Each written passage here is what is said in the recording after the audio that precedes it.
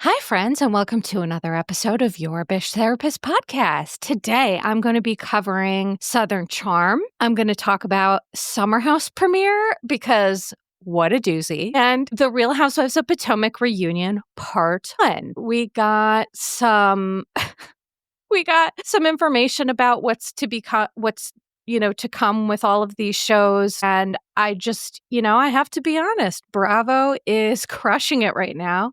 Some of these shows have been so amazing, so on point, and it's just a pleasure to be here. Before I start that, I will address the fact that I did not have a bite-sized bish this week. So I'm trying something new in 2025, which is actually listening to my body and not feeling bad about it. So far, it's going, so-so or mid, as the kids would say. It's going mid. And by the way, I only know any of this lingo because my nieces and nephew are, young and they speak this way. And I just pick it up and I'm like, oh, thank goodness I can still be hip. But so anyway, I have been having some health stuff and some, mental health stuff as a result, grief, blah, blah, blah. So if I am able to, my bite-sized bish this week will be about that. It'll talk about grief. It'll talk about, people who feel like burnt out from chronically processing grief or anxiety or other issues and things like that. So stay tuned for that. Again, depending what my body does. And here's the thing. It's so weird for me to not do something that I know everybody wants me to do and to just be okay with it. It's honestly... It's kind of, practicing what I preach, which is talking about acting opposite, right? So I want to please everybody and do this episode, but I know that means that I probably shouldn't. And so I will say I did release an episode I recorded last week with Amy Phillips. We did a Drama Darling YBT mashup, and I did post full video and audio of that on my Patreon. So going forward, I may not be always able to post a bonus episode for Patreon every week, but this is an instance where I didn't do a bite-sized bish, but I did do that. And you can find that on my Patreon. You can join for free. But that video and some of the collaborations and things like that, they will be behind a paywall. So that's just a FYI. If you're interested in looking at that, check out Your Bish Therapist or Melissa Reich on Patreon. Now, on to the good stuff. Now, last episode, I teased that Austin Kroll DM'd me, and then there was just so much to talk about between Sutton and Reba and Bryn. And by the way, the episode that I did with Amy, it talked about Bryn, Sutton and Reba, and oh gosh, who was the other person? I'm already forgetting now. Okay, well, it's just out with my brain. I don't remember, but we covered another person who's been having a lot of issues in the Bravo sphere, and I just can't seem to put my finger on it. So back to the DM. So I didn't get to Southern Charm, but this last episode of Southern Charm was, we're finally getting to see Shep get a taste of his own medicine and, things like that. And so I'm actually going to talk about Southern Charm first. And because I'm going to talk about that first, I'm going to talk about Kroll the Warrior King's DM to me. So first, here's what I'll say. Being in this space is so wild because there are people who don't know me, who are threatened by me. And instead of just I don't know, messaging me something normal, they come out of the gate so defensive or whatever. And I just think it's so funny that people are so mad at me and I'm just over here decomposing in my bed, trying to stay alive. It's so crazy to me. But, the fact of the matter is I have been a confident, expressive, strong opinioned woman my whole life. And there's a lot of men who just don't like that. I have been threatened and my life threatened, my safety threatened, all of these things by men who just didn't like that I knew what was up with them.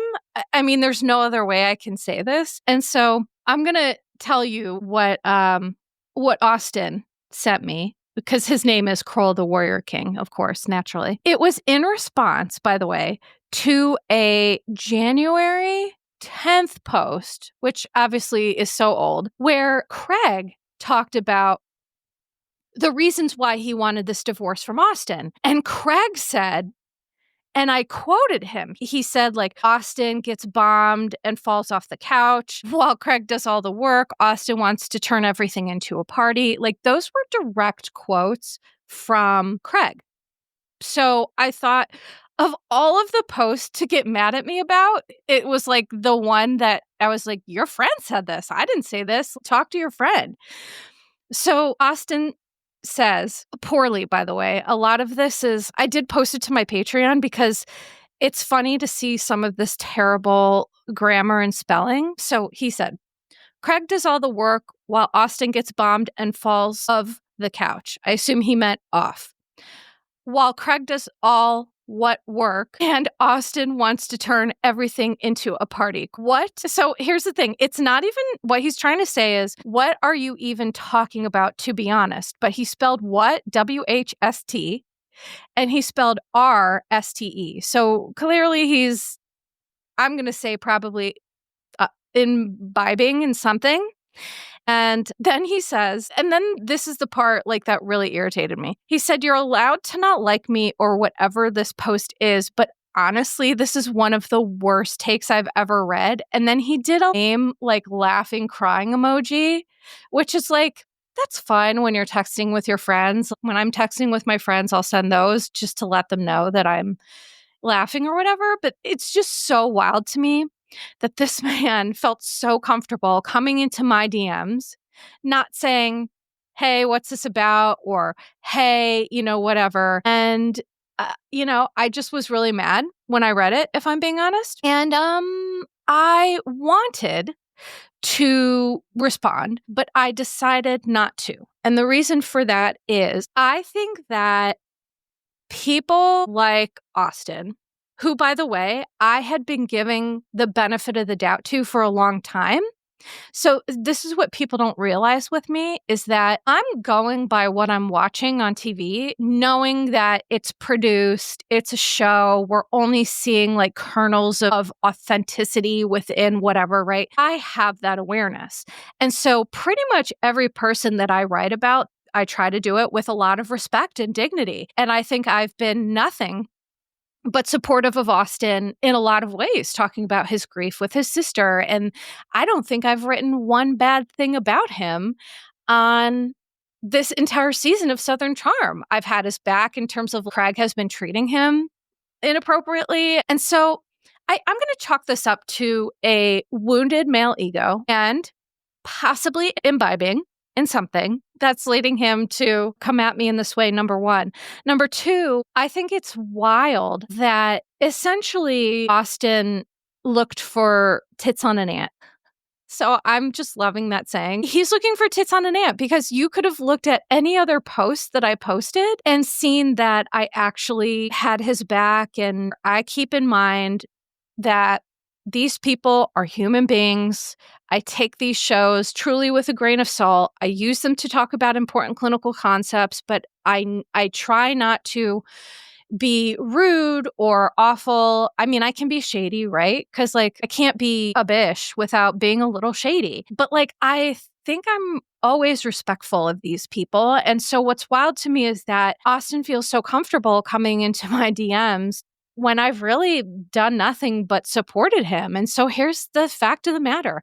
I always know in the back of my head, I don't know these people, I reserve my judgment, but guess what? You've interacted with me now, and now I don't have to reserve judgment anymore. Now you've told me everything that I needed to know about you, which was that maybe you don't deserve as much grace as I've been giving you, because you know who's never DM'd me? Shep Rose. And I write about how he's a king baby all the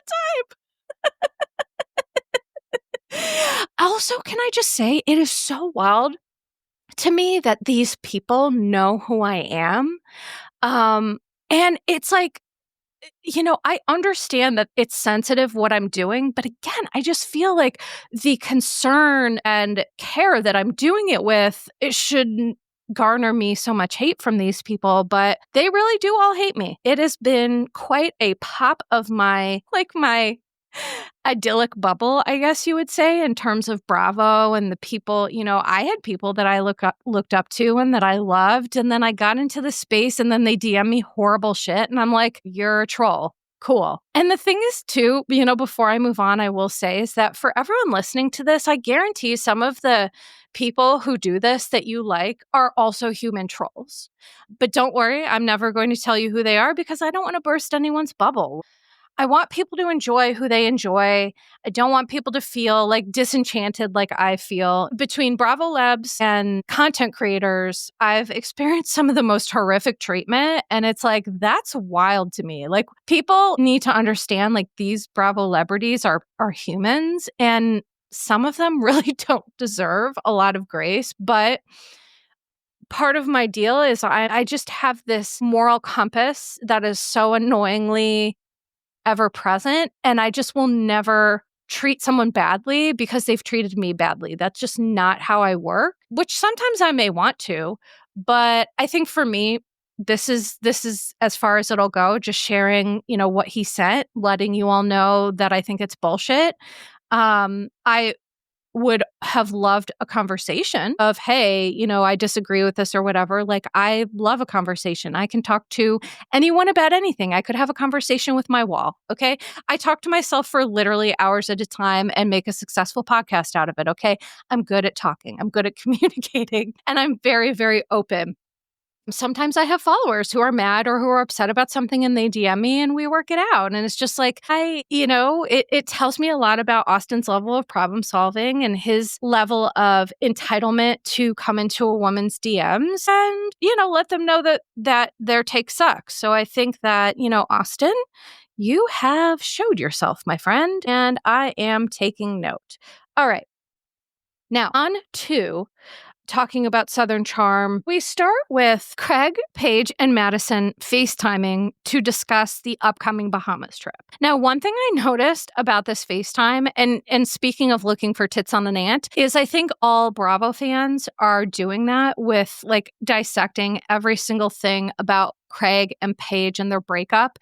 And here's the thing, like, I want to be clear that I feel like people are too invested in this, and you all know that for me, I'm team everybody plays a role in a breakup. It may not be equal. It may not be 50-50, but neither Paige nor Craig are innocent in anything unless there is some sort of violence or domestic abuse. Breakups are two-sided. But I'm saying that's an example of where it would not be, right? If someone is being abusive or things like that. So I just want to make that clear. It's one thing that I noticed. And when I have these observations, I purposely don't write them down because then I want to see if when I come back to do the podcast, if it sticks with me. And if it does, I mention it. So here's what I'm mentioning is that when Craig called Paige, she just looked so unexcited to see him.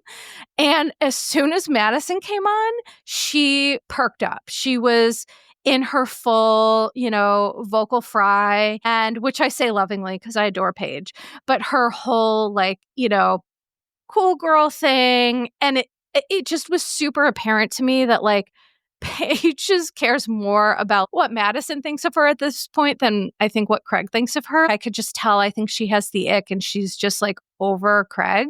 Madison said in this episode, I'm celebrating every day that I'm not pregnant. And Paige quickly chimed in, me too, sister. Madison recently announced that she is pregnant. And so here's the thing. I am so excited for them. It makes my heart happy.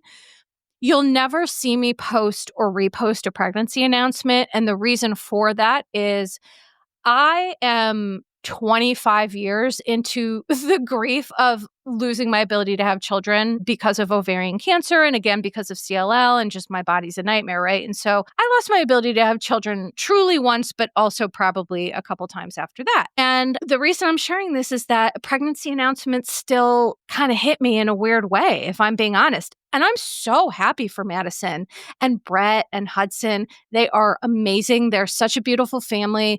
I'm, hoping that Brett is healthy and happy, and I'm just so rooting for them. But I know that people who are struggling with infertility, when you see a pregnancy announcement, even though you're happy for them, it's kind of like a knife in the heart. And so I'm just sharing this to validate that experience for those listening. There are people right now who are struggling to, whether it be IVF or just trying to get pregnant. And it's a really difficult process when you're struggling and you see other people having success. Personally, I don't know anyone who wasn't able to have children that didn't eventually go on to have children. I don't know anyone like that. I know those people exist and I've seen them online, but personally, I don't know.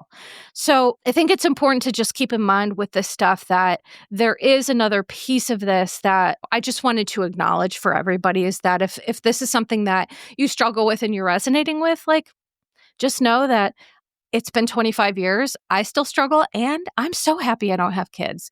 Like, two things can be true. I am thrilled to not have kids because the fact of the matter is I couldn't care for myself in the way that I need to or do this if I had children. If I had children, I would have poured every blood, sweat, and tears, like, resource into those kids. And because I don't have that, I can do that, pour that into me. So to be honest, for me, the reframe is that I get to care for myself in ways now that I wouldn't have if I had children. But that doesn't make it any less painful. The other thing I just wanted to say is that Paige has made it clear on 2 different shows, podcasts, social media, and skywriting that she is not ready to have a child. And so I think it's so interesting that, you see Craig kind of like every year, I feel we see him being like, are you ready? Are you ready? Are you ready? Are you ready? And she's like, no, I'm not ready. And I think that one of the things with Paige is she admitted that she wanted to get married and have kids by 30, because I think that's what young Paige thought that you should do. And in fairness, that's what a lot of women are led to believe, that that's what you should do. And I think that Paige got into a career that she didn't know was possible. And she was like, wait a second. She changed her mind, which women are allowed to do. So let me go on to Shep and Ciara, because in this, like the FaceTime that we see, Madison is an oracle. She's like looking into a crystal ball and like telling the future, saying, I think this is all a fantasy in Shep's mind. We are going to watch Shep get dumped. And of course, was right. And she jokes about Shep wanting to get married to a girl who's ghosting him. And it just, for me, like, I feel like with Shep, he's fallen into this fantasy of an allure of a dynamic that is really, Ciara is emotionally unavailable to him, which his ego perceives as a challenge, because usually it's him being emotionally unavailable and hard to get and impossible to tie down, because I think he believes there's something, I don't know, romantic about that, or like he's such a catch that he needs to be tied down. And I'm like, no, sir. So I feel like what was interesting with this is that Molly did a confessional where she revealed having a crush on Shep. And I was just like, my God, this is the thing that irritates me about Shep. He gets some of the most amazing women to actually be attracted to him, and he just blows it every time, because he's so focused on basically what he can't have. It's like a game to him, but I don't think he realizes it. And so we watch Molly and Shep go shopping, and Shep is so oblivious to all her flirtatious cues. It was just wild to watch Shep ignore the perfect partner literally standing right in front of him, just to maintain some fantasy with Ciara, who is clearly not that into him. Also, finding out that Shep's move is gifting his like love interest shark teeth necklaces, or a shark tooth necklace, I died. I think I laughed so hard I laughed myself out. I have no laughs left to laugh about this, but I wrote, tell me you don't understand women without telling me you don't understand women. And here's the thing. I did write that young Bish would have been stoked. And here's the thing. Young Bish was a beautiful little weirdo. She was very into fossils. I loved dinosaurs and anything fossil-esque. Like, I wanted to be a paleontologist until my dad told me that I was an idiot and that was stupid. So that's a whole other story. And listen, in fairness, I mean, maybe it would have been, but either way, have always loved dinosaurs and fossils. Basically, shark teeth, they've been around for, I don't know how long. I'm not like a shark expert, but I'm just saying shark teeth are basically like fossils. These sharks are like so old, and it's just like a fascinating thing to me. And so a young Bish growing up had like this little table where I kept my treasures, where I kept my fossils and my, amethyst and my stones and my rocks and my shark teeth. And it makes me sound so dorky, but I just really, really there's something in my soul felt always very attached to that. So young Bish for sure would have been stoked about the shark tooth necklace, but that's not something you give to an adult woman. That's hilarious. And then we see Rodrigo and Austin go to lunch, and they joke about them being like Freud, which is so funny because they determined that Taylor is projecting unresolved emotions about Shep onto Ciara. So Rodrigo called it a proxy, but honestly, they are spot on.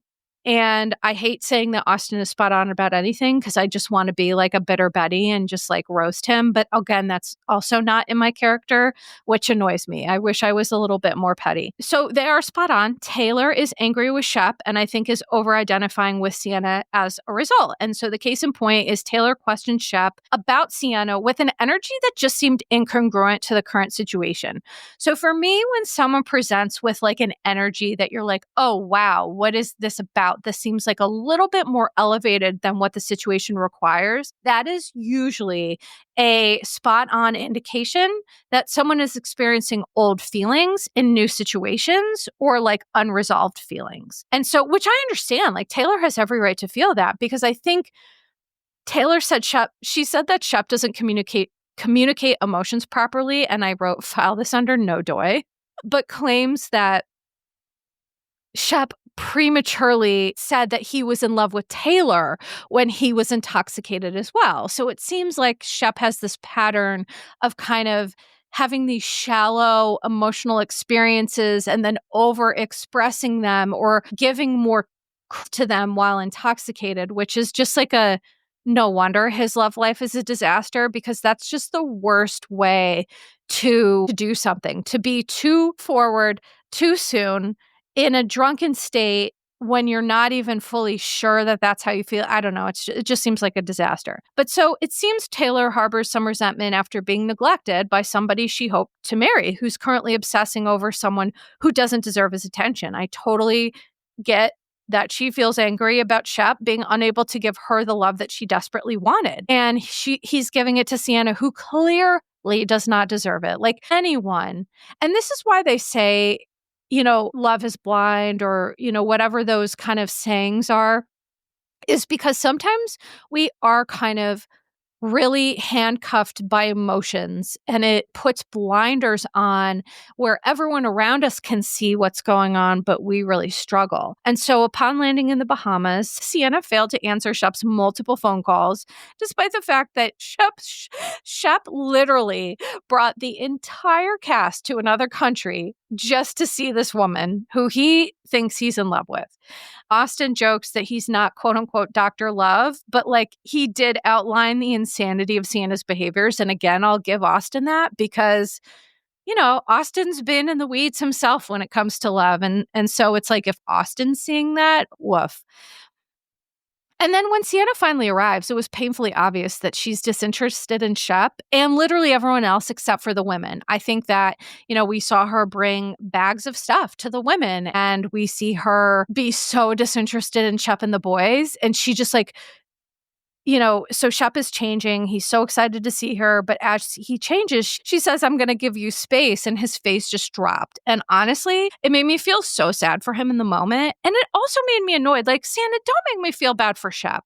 Because the thing is, and this is where my empathy overtakes and it annoys me, is that Shep may be consistently problematic, but messing with someone's feelings in a like a parasocial experiment is just gross. Which, to be clear, is what I absolutely think is happening. Ciara, so she admitted this on the show that her grandmother is president of the Southern Charm fan club in the Bahamas, and she is a quote unquote fan as well. And so it's clear that she was like, oh, this parasocial experiment will be really cool. I love these people on the show. So let me like weasel my way into this group so that I can feel special, so that my grandma can like be like, oh, my niece, or my granddaughter, whatever. You know what I'm saying? I just think it's all bullshit. And it is a gentle reminder that we all have blind spots, which is why it is important to heed feedback from people we trust. So, for example, it's the old adage, if everyone's telling you you're dead, it's time to lie down. Heather Dubrow, right? If you are getting consistent feedback from Father, Son, and the Holy Ghost, I'm just kidding, from like whoever you're getting it from, and it's time to put down defenses and be like, wow, everyone is telling me the same feedback. Perhaps it's time that I listen, because not all feedback is for us to take in. But when it's consistent with people that you trust over time, they're giving you the same feedback. It's a sign that it's time to listen. And so I think that another thing I want to say, Craig's temper tantrum, I don't think was really about the room and more about his frustration over lack of control. It's common to act out when struggling with unprocessed emotions about situations that we're struggling to acknowledge. And I think that I can tell Craig sees the writing on the wall with Paige, and he's starting to feel really frustrated, and he's, repeating the party line over and over and over. But I can tell there's some sort of there's a break in the cognitive dissonance where I think he's starting to feel really frustrated. Paige, again, didn't go to this vacation. She's not fully participating in filming for his show when he is, it looks like with Summer House, is going to be fully participating with her. And so let's just go right into Summer House, because, boy, Summer House came back with a bang, baby. There was so much going on between Lindsay and Carl, Ciara and West, and Paige and Craig. And then newbie Bailey was inexplicably missing from the cast photo and seems completely edited out of the rest of the season? Question mark? By the way, what I found out about this, the Bravo streets are talking, and it sounds like Bailey may have... Oh, wait, I think I'm getting this mixed up. Okay, so the word on the Bravo streets was that Miley Miley, I think that's what her name, Miley. I'm so sorry. I'm getting that anxious thing I get where I forget how to pronounce people's names. It happens literally every season. But I heard that she, from Salt Lake City, made racist, transphobic, just really gross, egregious comments. And I saw some screenshots of that, by the way. So it wasn't Bailey. It was Miley or Maylee from Salt Lake City, but I'll just drop that little bit. And listen, this is alleged. I have to be clear, it's alleged. Now, I did see the receipts, the proof of it. But I mean, with AI, it's so hard to know like what's real and what isn't. I mean, that is the one downside of AI. It's like what's real and what's not. So take that with a grain of salt, but that's what the word on the Bravo streets is. So going back to Bailey from Summer House, I don't know why she's not there, and I'll have to gather some information about that. But to me, Summer House is such a refreshing mix of fun, giggles, and drama. And it's also a lovely reminder that winter will end, because where I live in Northeast PA, it has been the snowpocalypse. It has been, no joke, mega cold. These are under, snowing, ice, basically every other day. And it's just been such a wintry tundra that for me, and this does impact my mental health too, by the way, this is why it's just like, it's gray, it's not sunny, it's dark early, it's just so gross. And so my mental health has just been like, bleh. But Summer House reminds me that we will be back. Yay! So the real bomb came at the end of the episode when a preview showed cameras picking up 4 months after filming wraps to cover Paige and Craig's breakup. Paige said, I'm like Craig. So this is her direct quote. I'm sorry. So she said, I'm like Craig. What are you talking about? I feel like you're so betraying me right now. You're going to let people say that I'm a cheater? I caught you texting 2 bitches in the course of our relationship. Now you're dead to me. Whoa. So cameras picked up when Summer House films, and then it seems like their breakup happens, and then they pick cameras back up for both Craig and Paige, respectively. And so they showed a preview of Craig talking to Austin and Shep about it, I believe. And then they showed a clip of Paige talking to Ciara and Lindsay? I forget who else it was. I'm sorry. My brain is, I just can't remember it all. But then shots were fired when Ciara went on Watch What Happens Live, slamming Craig. We know what he's doing. We know how Bravo fans love to run with things. She suggested he plays a victim role so basically Ciara suggested that Craig plays a victim role to emotionally manipulate fans, with a subtext being female fans specifically. Ciara sniped, "The network has a montage of him lying. I want to see her with someone who's a little more self-aware, doesn't lie, not a soft." Not a soft. And Andy asked, "Is he a soft?" meaning Craig. Ciara replied, "Yes." She was just joking about the inevitable blowback she'll receive. And of course, he chimes in about Carl loving the word soft. And and they were like, "Oh, these soft boys." And I was just like, oh my God, these women are savage. And, I kind of love it, to be honest. I mean, I think Lindsay needs to let the mouse go.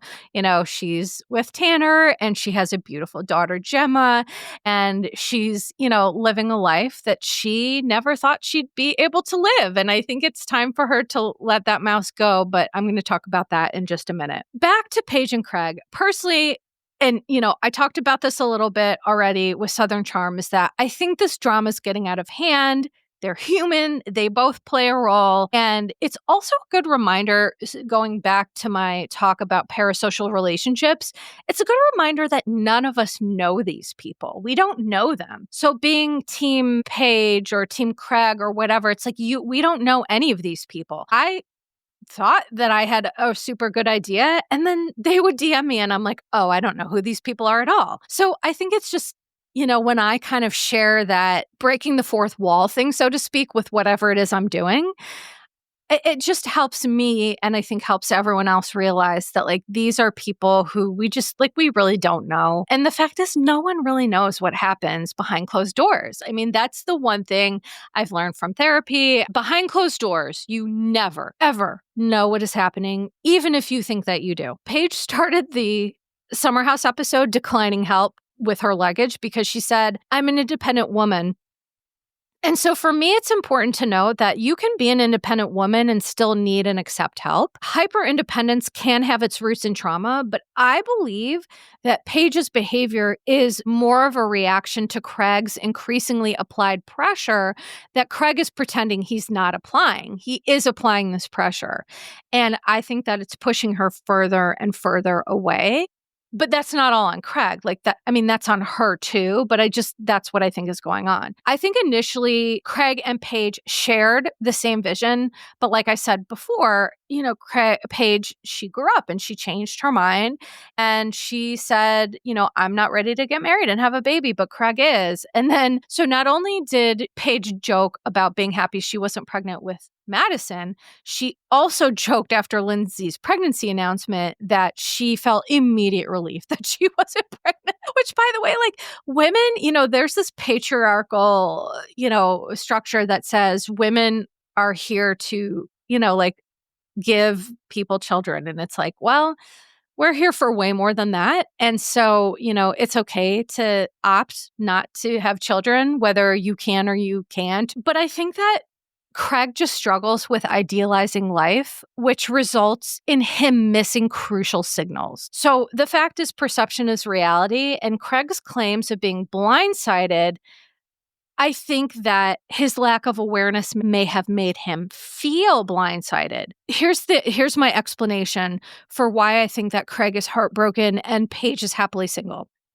By the time a breakup decision occurs, the person ending the relationship, which is Paige, has already gone through the complex emotions of grieving. She's thought about it. She's made pros and cons lists. She's talked to her friends. She's talked to her parents. She's talked to whoever. And she has come to the decision that this needs to end. So ending it for her was the last step.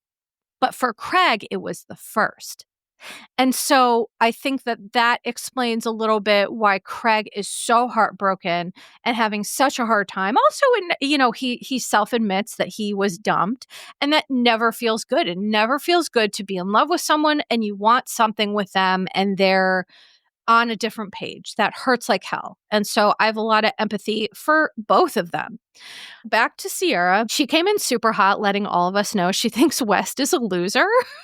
And get to West wearing the lamest cowboy hat and pretending that he still does not understand his role in hurting Ciara, which, if I'm being honest, like, bye. Take that somewhere else, okay? He did an article, and I think it was in the New York Times, about it's not that big of a deal. We just weren't each other's people. And you know the problem with this is that that's fine, but West never told Ciara that. So I think the New York Times article was more about managing West's public perception, especially with female fans, and less about caring for her emotions, as evidenced by he didn't share any of these sentiments with her. And so speaking of projecting, I think Ciara's emotions towards Craig are a little bit of projection about some of her feelings about West, I do believe. And listen, if you realized how often humans project, you would learn to take almost nothing personally, because everyone is just walking around projecting their shit. I mean, that's literally just what it is. And so what I loved is that after coming face to face for the first time, West attempts a hug, which Ciara immediately, like, she stiff arms that man, like, get this woman in the NFL immediately, because that stiff arm was amazing. And it also let him know, no, sir, you're not getting into my personal space, into my intimate bubble after you did me so wrong. You did me so dirty. You don't get to hug this. No. And you know what? Snaps for Ciara. Snaps. Because she is 1,000% correct about that. And West is doing that thing that guys do, which is like, what? What's the big deal? Can't we like just be cordial? And it's like, bro, you squashed my soul. So take that and fuck off. Unless you're going to acknowledge, yes, I deeply wounded you. I hurt you sincerely and I'm sorry. And I realize it now. Unless you get that from someone, you can't just be cordial, give hugs and move along with your day. That's not how it works, West. Ugh. So speaking of other men here that are going to be wild, Jesse reports that he's continues to be healthy and cancer-free, which yay. And I think I have a little bit of insight into what's going on with Jesse. Because so I am a survivor of what's called an AYA cancer. And AYA stands for adolescent and young adult. So people in the AYA cancer community are people who are, you know, they're still teenagers in the young adult, like in the space of like 16 to, 25, that sort of thing. Even 30s, you know how I always talk about like our brains don't develop till 25. And so like, young adult, right? It's a loose term in my opinion, but there's an inside joke within the AYA cancer community about how common it is for people to have a post-cancer hoe phase. I'm just going to say it like they say it because that's what it is, a post-cancer hoe phase. Because navigating the emotional roller coaster of survivorship post-treatment when you're that age is so scary. Like, I was 17 when I was diagnosed with ovarian cancer. They thought I was going to die. I miraculously survived. And they were like, go to college. And I was just like in college, like so traumatized, such severe untreated PTSD, trying to like figure out what I'm doing with my life and like study psychology and try to like, it's just a mind fuck, if I'm being honest. And so it's a community of people that unless you've kind of like been in the community or been adjacent to it, it really is hard to understand. But I think what's going on with Jesse, I think this explains it. So we watched Jesse kind of behave like a teenager and a flip-flopper when it came to Lexi. He joked about Lexi being ditzy, and Ciara didn't even flinch, advising, don't shit where you eat, like a grizzled breakup veteran. I was like, oh boy.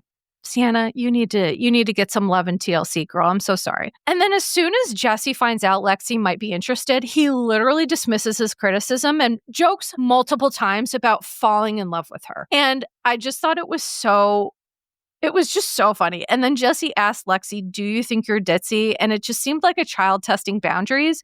But I appreciated Lexi's response, which made me like Lexi, right? She's like, I may sound, whatever, or behave whatever, but I'm not a ditz and don't call me that. And her private roast with Bailey, who again is just like MIA at this point, I really appreciated that. It made me it made me like Lexi.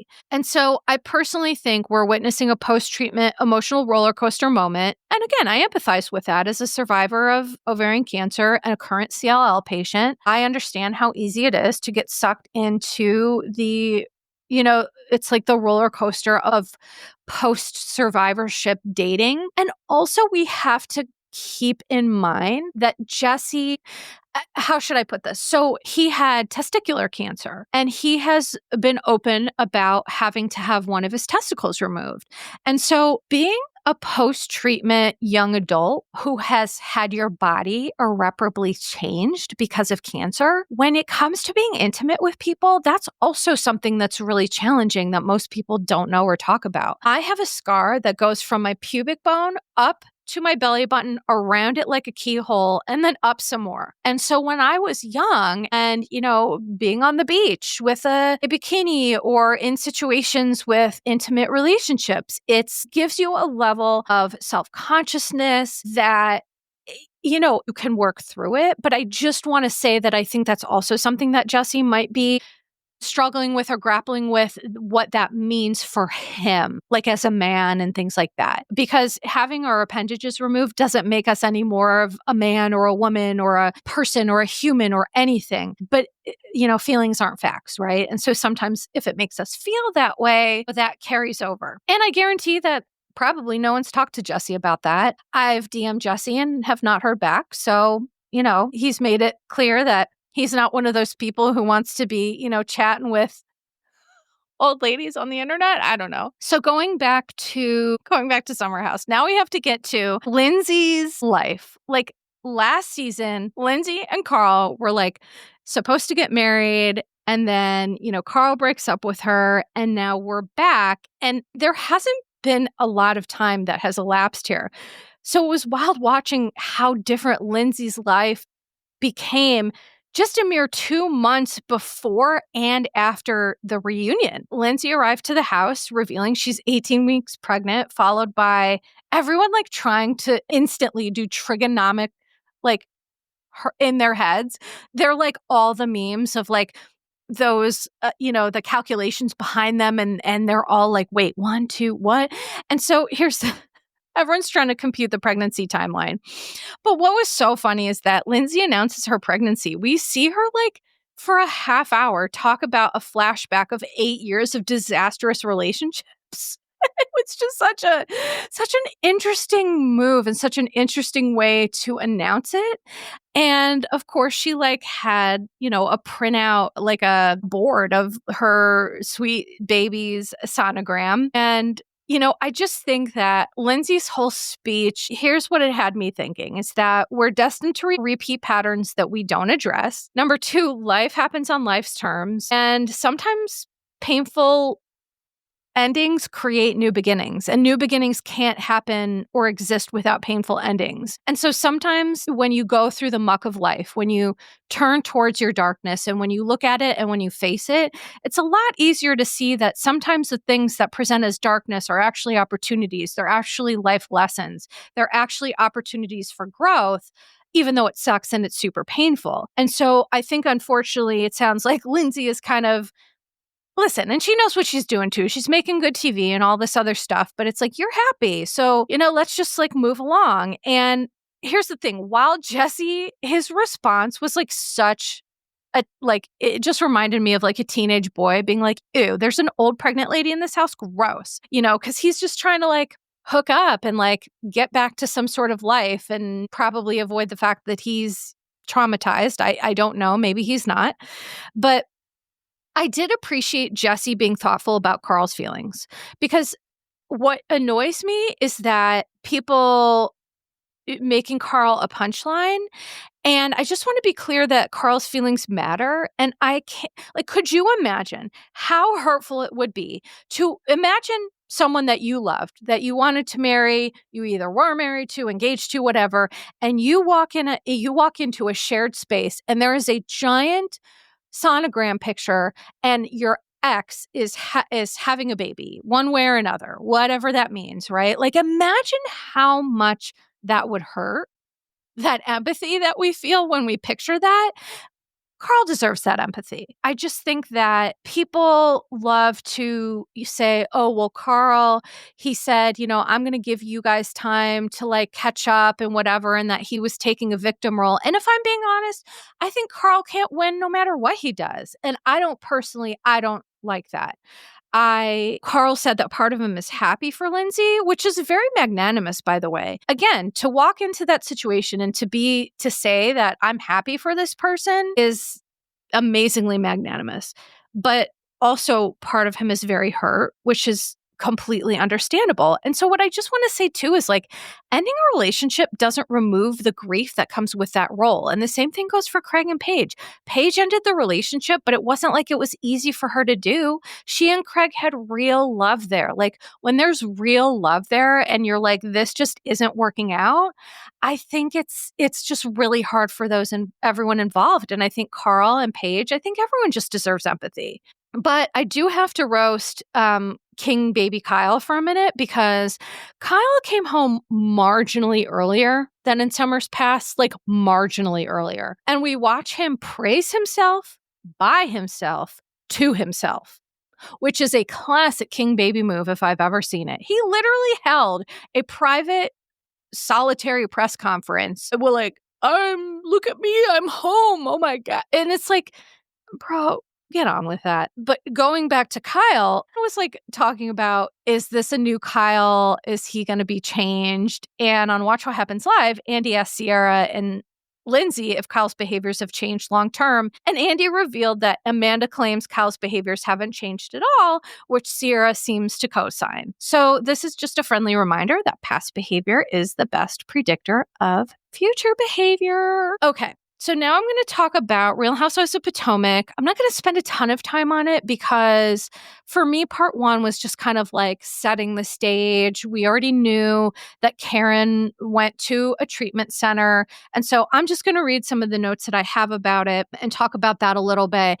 And then next reunion, I don't know if the Potomac reunion is 2 parts or 3, but we do get a sneak peek into TJ dropping some bomb to Eddie behind the scenes and then Stacey being taken aback by that. And I'll tell, if you don't want a spoiler alert, fast forward through this or whatever you call that, but just move ahead. But the word on the street is that a la Kenya and Walter, I think that's what his name was, Kenya and Walter, that guy, remember that awful guy that she brought on the show that they claimed that she paid to be there?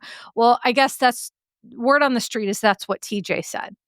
That TJ said, I'm not here because she hasn't paid me.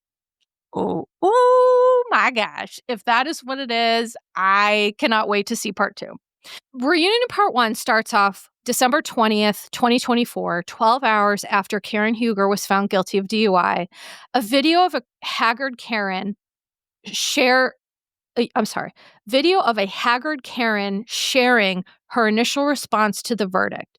She said, initially my heart dropped and I was like, what? How? And then she said, I accept full responsibility with everything that happened with my car accident. Okay, here's how you know she doesn't accept full responsibility, because she called it a car accident. It wasn't a car accident. It was a DUI because Karen made the choice, self-admittedly, on more than one occasion. Karen has admitted to driving drunk on so many occasions on camera that I'm telling you, the amount of times that she's done it and hasn't acknowledged it is probably absolutely frightening. So it wasn't a car accident. It was a DUI because she made the choice to get behind the wheel of a car so intoxicated that she could barely function. She couldn't walk. She couldn't speak. She couldn't stand upright. Producers asked Karen, do you think you have an issue with alcohol? Karen said, no, I'm not an alcoholic. Let's be clear. Again, the let's be clear, I'm just like, girl, take that somewhere else. Because the let's be clear is I know better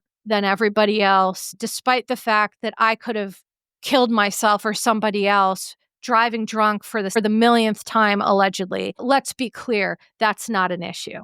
Okay. So Karen uses her language to skirt accountability and distance herself from the gravity of her behaviors, which is a red flag of denial, which all people do, by the way, who are in denial about the issues that they have. Also, Karen, here's how I know Karen is in denial. She self-produced videos, which were so ridiculous. And production interwove her self-produced videos with clips of police body cam footage showing Karen slurring, "I'm lit." She literally self-incriminated so many times on that body cam video, at least 5 that I counted, at least 5 times she self-incriminated. And so it's astounding to me that she self-incriminated so often and there was body cam footage evidence that existed and Karen thought that there was a chance she would be found not guilty.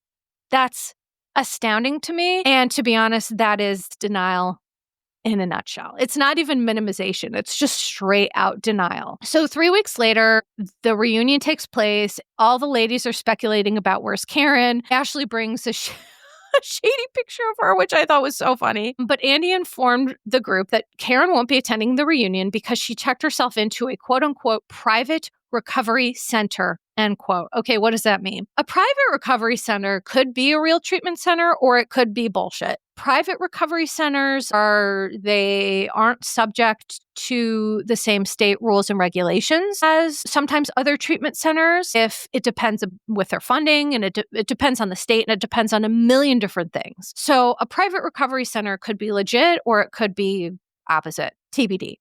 Giselle said, which I thought this was really interesting, Karen lives in a land of delusions, which we think is funny and cute, but it's actually not. And so I've actually, you've heard me talk with Mandy Slutzker about this on M&M Hour, is that delusion, like a little dab can be funny, but any more than that, it's just a mess. This is how people die, staying in delusion, like people from whether it be substance use disorders, mental health disorders, host of other things. People die from being delusional and not being able to see what other people are saying is the truth. And so, it isn't funny and it isn't cute. And that's always why I just didn't love Karen. I don't, when I see a denial in someone, I'm just like, this is scary and this is bad. But Wendy immediately points out the potential for this to be a manipulative move on Karen's part to garner favor with the courts at her sentencing. And so here's my thought on this. While this may be true, quite frankly, it doesn't matter. And I'm going to tell you why. Many people's recovery journey starts being court ordered or being dragged kicking and screaming to treatment. And it's not how we get there, but it's what we do with the opportunity to heal that matters. And even like I've, worked in inpatient rehab settings. By the way, my computer is possessed and has just decided to turn itself on. So if you hear that, that's what's happening.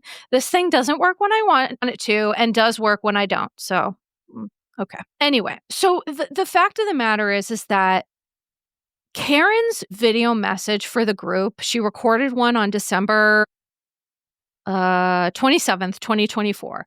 Based on the airbrushing, the muted creams, and the poinsettias in the background, it just read disingenuous to me. But again, if I'm being honest, like people going into rehab usually aren't wells of self-awareness and insight. They're sick. You know what I mean? So it tracks, but I just hope that she's willing to put down her ego defenses and really take a look at things. Karen said, I'm going away to a treatment center to address taking antidepressants and drinking. Okay, so let me comment on this for a minute. Is that, again, this is language to skirt accountability because being on antidepressants while drinking alcohol, sometimes it may not be recommended and sometimes it's absolutely fine. There are tons of people who drink alcohol on psychotropic medications and in inappropriate amounts, right? There are some medications that it could be an issue, and then there's a lot of medications where it's not. But what I want to say is Karen is still using her language to say, I'm depressed, I'm grieving, it's not my fault. Okay. The fact of the matter is antidepressants and drinking don't lead to drunk driving.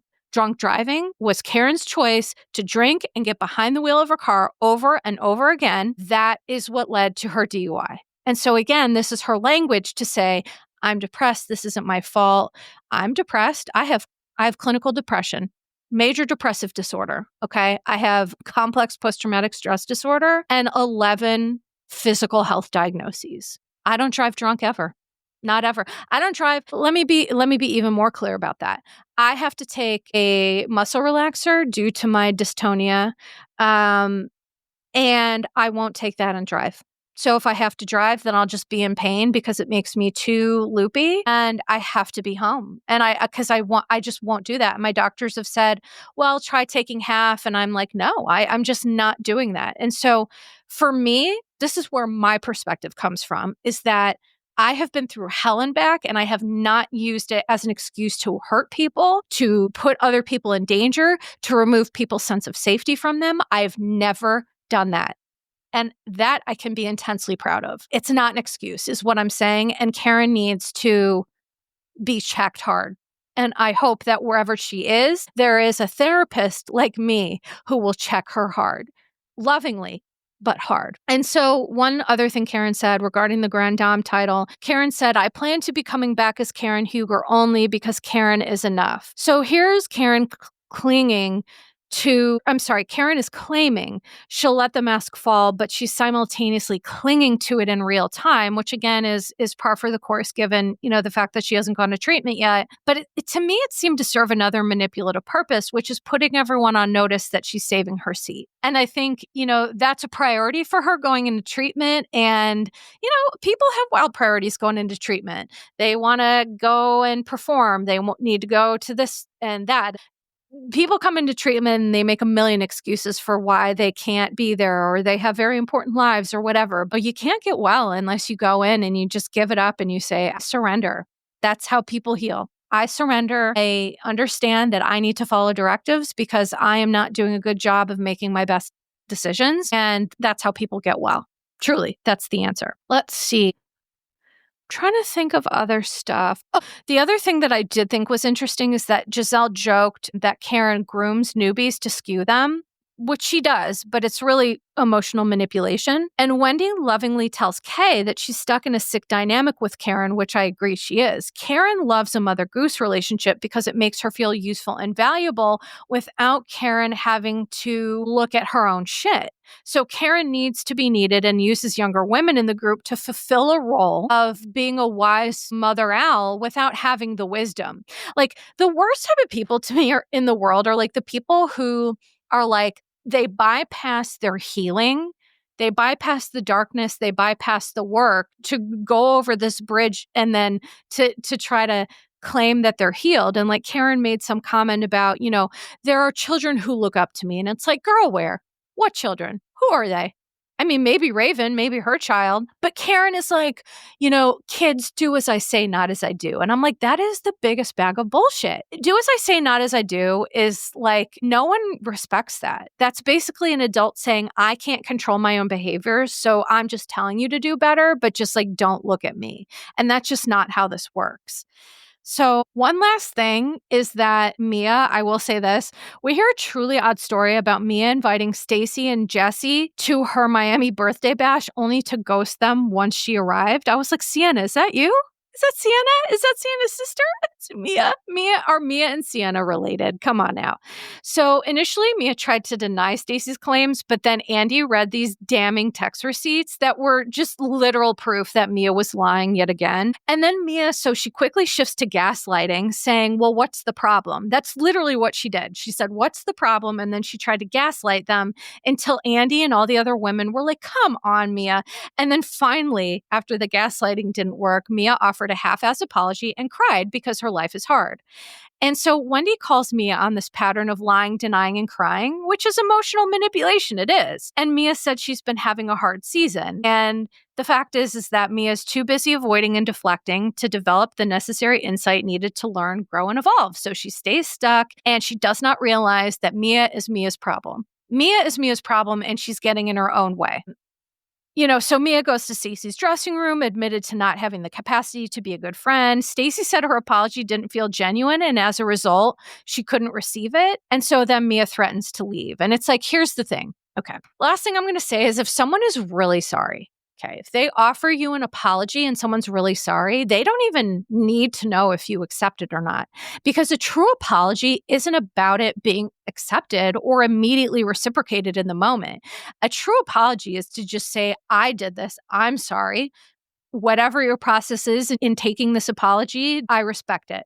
And so in other words, I could tell Mia it was being manipulative because she's threatened to walk out. If you were really sorry, you would have understood and, felt the shame around that and then just moved along. But, that's not Mia's MO. And if I'm being honest, I don't think Mia has the capability of being honest, and I want her off my screen as a result. So this is going to be it for me today, my friends. Little extra longer episode because there was so much to talk about. My goal this week is to bring you a bite-sized bish, so stay tuned for that. And I cannot wait to continue to cover Southern Charm Summer House, and Atlanta is coming back. Real Housewives of Atlanta is coming back in March, and I am stoked. Portia's back. Phaedra's back. We get to see the drama of whatever happened with Kenya. And Real Housewives of Atlanta was my top probably two. Between Atlanta and New Jersey, those were my top two. And so I'm really hoping that with Portia coming back, it looks like it's going to be an amazing season, and I can't wait to talk about that. I hope you have enjoyed this episode. And again, please, new bish in 2025. I am not doing crazy editing. And so I stumbled over some of my words and maybe didn't make sense at times, but that's what we're working with. I have acceptance and I have surrendered to the universe. So thank you so much for being here today. Again, please remember, check me out on all my social media, Your Bish Therapist, everywhere. Please check out my Patreon. Love to you and yours, and ta-ta for now. Disclaimer. Posts are not intended to diagnose, treat, or provide medical advice. Your Bish Therapist is for entertainment and informational purposes only. The podcast, my opinions, and posts are my own and not associated with past or present employers, any organizations, Bravo TV, Great Heart Productions, or any other television network. The information in YBT Podcast and on its social media is provided for general informational purposes only and is not intended to diagnose or treat. Please do not act or refrain from acting based on anything you read, see, hear on YBT Podcast or associated social media. Communicating with YBT via email and or social media does not form a therapeutic alliance. Melissa, operator of YBT, is unable to provide any therapeutic advice, treatment, or feedback.